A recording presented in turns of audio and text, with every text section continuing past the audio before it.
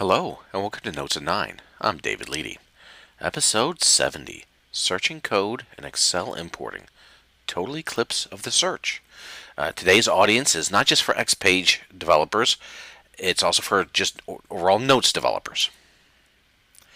Okay, I want to talk about two different topics today. And again, they're not really X-Pages specific, so sorry. It really is me, and hopefully I'll be back with an X-Pages show next time.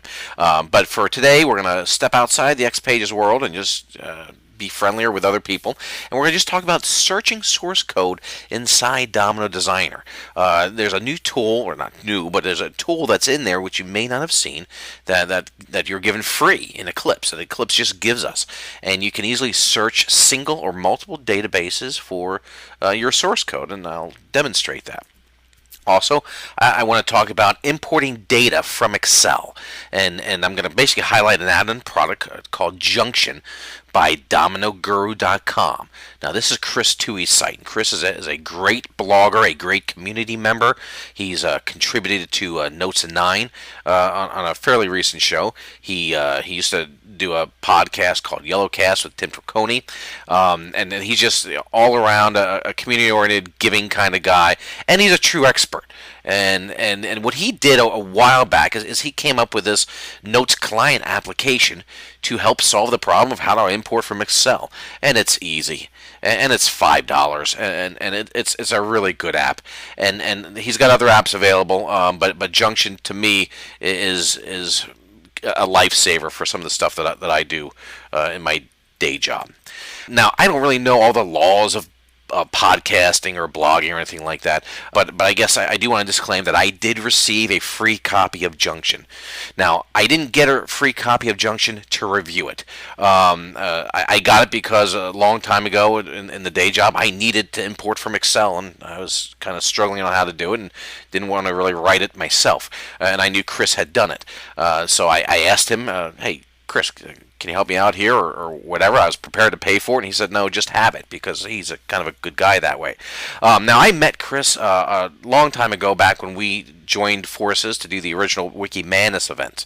And then coming out of that, we became friends, and I talk to Chris quite often. I talk to Chris quite often. So is it really free, then? Because I have to talk to him quite often. Have you talked to Chris? This is quite honestly the most expensive $5 app in the world. Okay, of course I'm just joking because Chris is probably going to watch this. So anyway, it is a great app, and you're going to see it in the demo. Oh, look, it's the demo slide. So let's go to the demo. Okay, so there are two things I want to show you today. The first is search, and search is awesome. So if we look at this database here, which is the application for cheatsheet.com, and let's say I want to search something inside it.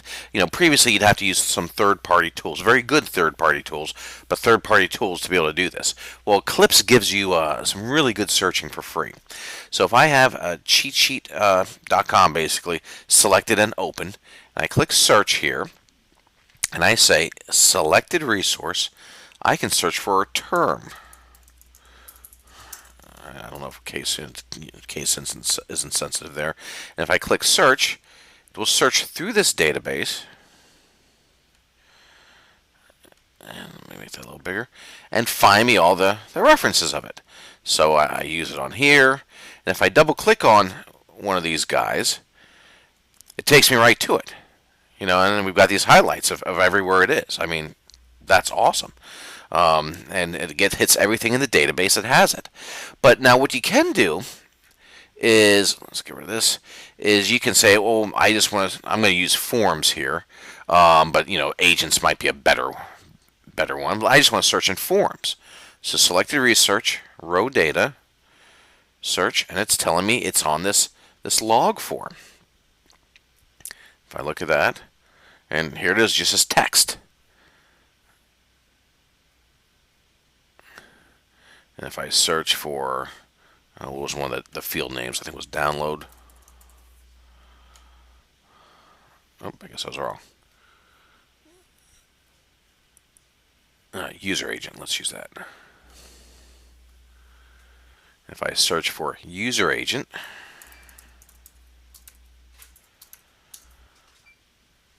the fields show up as well. Okay, so now check this out. So if we open up this database, I've got two databases open. You can tell that, and in memory because of the icon there. So let's get rid of this. So now let's search, but we'll do workspace. Now workspace, I think this just means the in-memory databases. That's what I've found it to be, but I could be wrong. I guess it's happened before. So if I search now with my workspace, and you could do working sets as well. I don't have any working sets on here at the moment, but if we do a search here, then it's going to go through what I believe to be every in-memory database.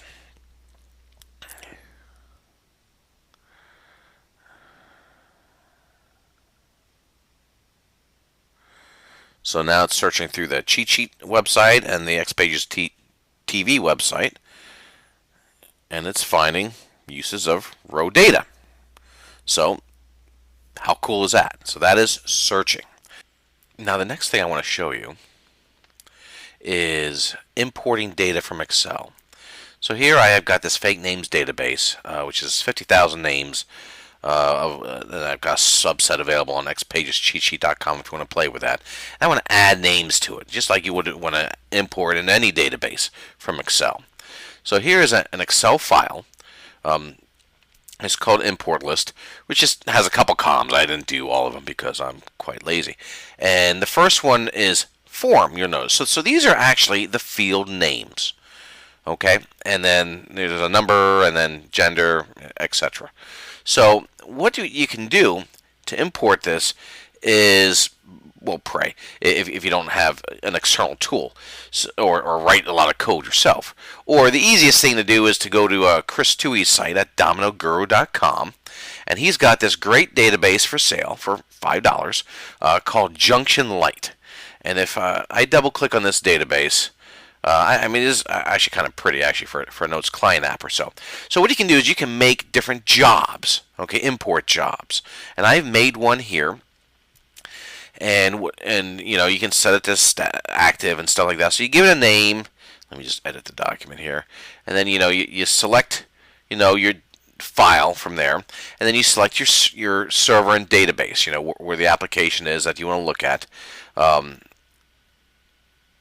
Etc. In which case, I had selected fake names, and it fills all this in for you. And that's pretty much it. Okay, you give it your spreadsheet, you give it your database, and as long as the spreadsheet has the field names on, you're done. Now, what I kind of like about it is you can get a little fancier, and he has the ability to add formulas.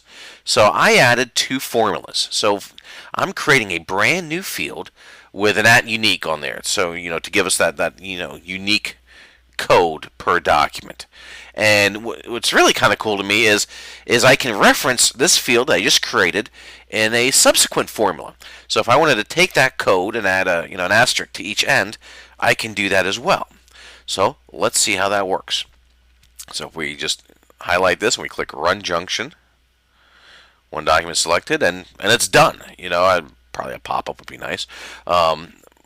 But that's just busting his chops. So now if we look at it here they are. Easy. It doesn't get much easier than that.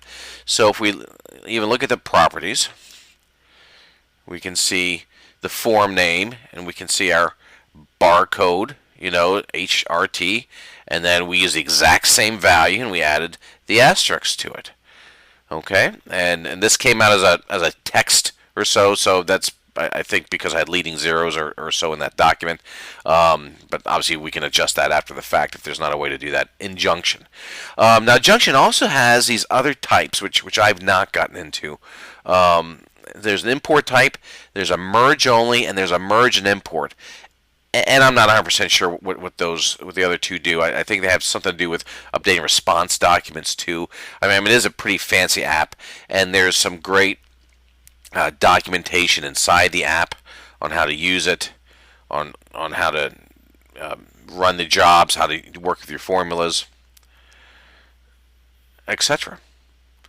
So that is Junction, and if you do anything with Excel, it's worth the $5. I mean, trust me on that. I mean, it just works very well, and I use it at the day job with some pretty big spreadsheets and thousands of rows or so, and that's how I import into my X Pages applications basically through this interface when I get different sheets that need to be imported. So I do highly recommend that.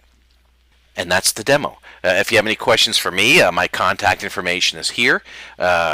Chris's site is down at guru.com, and I do highly recommend you check out Junction and some of the other apps, but some of them are kind of admin-y, and who cares about that? And if you have any other questions, let him know about his apps. All right. Thank you for your time.